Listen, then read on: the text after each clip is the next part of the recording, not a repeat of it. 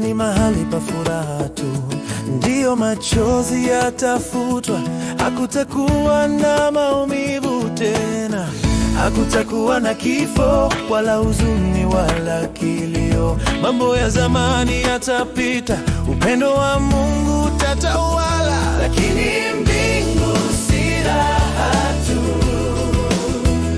ni kukutana na Mungu aliye hai, ni kumwona uso kwa uso Yesu Kristo Bwana wetu.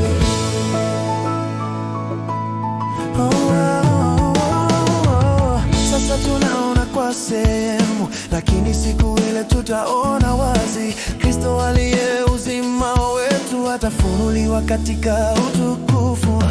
Hakutakuwa laana tena, kiti cha enzi cha Mungu kitakuwa hapo. Tutamwona uso wake na jina lake juu yetu milele. Mbinguni kukutana na Kristo,